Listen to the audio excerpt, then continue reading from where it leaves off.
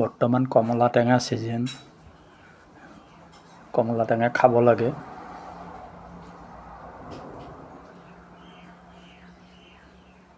বতৰৰ বস্তু সেইটো বুলি আমি বজাৰ গৈছিলোঁ, বজাৰৰ পৰা আনিলোঁ।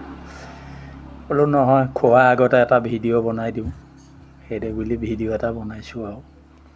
আপোনালোকেও খাই চাব, বতৰৰ বস্তু স্বাস্থ্যৰ কাৰণে বহু ভাল।